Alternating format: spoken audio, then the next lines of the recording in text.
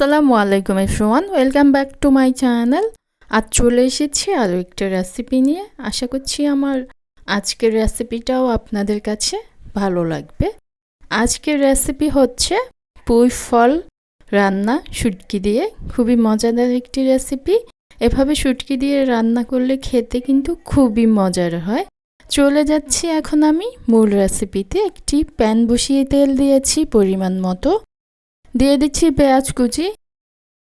পরিমাণ মতো পেঁয়াজ কুচি দিয়ে দিয়েছি। এখন আমি কিছুক্ষণ একটু নেড়ে নিচ্ছি পেঁয়াজগুলোকে তেলের মধ্যে। দিয়েছি এখানে শুটকি, এগুলো আমাদের হাতে বানানো শুটকি। শুটকিগুলোকেও আমি পেঁয়াজের সাথে একটু ভেজে নিব মিডিয়াম টু লোতে রেখে, তাহলে খেতে ভালো লাগবে। শুটকিগুলোকে আমি বেশ কিছুক্ষণ একটু ভেজে নিয়েছি। খুব সুন্দর কিন্তু কালার এসে গিয়েছে। এখন দিয়ে দিচ্ছি আমি এখানে স্বাদ মতো লবণ দিয়ে দিয়েছি আর মিশিয়ে দিয়েছি শুটকির সাথে। এখন দিয়ে দিচ্ছি এখানে রসুন বাটা 1 টেবিল চামচ পরিমাণে। মিনিট খানেক একটু ভেজে নিচ্ছি।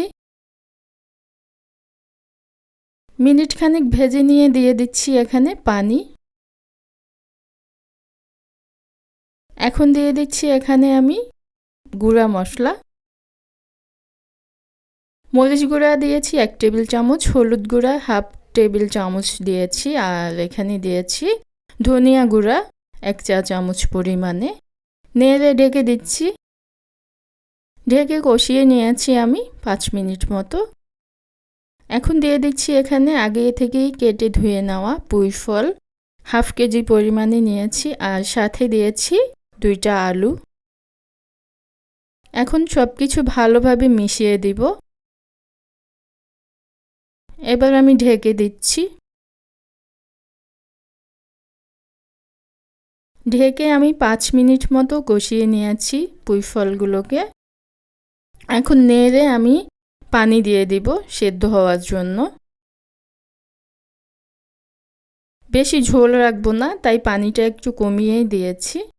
এখন টমেটো দিয়েছি এখানে, দেশি টমেটো 2টা, আর কাঁচামরিচ দিয়েছি 4-5টি। এখন আমি ঢেকে দিচ্ছি বলক উঠে আসা পর্যন্ত। বলক উঠে এসছে, এখন আমি একটু নেড়ে দিব। নেড়ে দিচ্ছি আমি, আবার ঢেকে দিব যে পর্যন্ত সেদ্ধ হয়ে না আসছে। আর ঝোলটাও আমি রাখবো না, মাখা মাখা করে নিব। ভালোভাবে নেড়ে দিয়েছি, এখন আমি আবার ঢেকে দিব।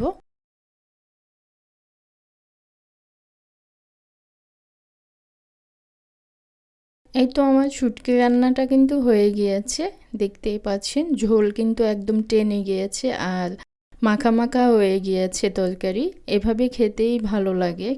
এখন আমি একটু ভালোভাবে নেড়ে নিচ্ছি। নেড়ে আমি চুলাটা বন্ধ করে নামিয়ে নিব।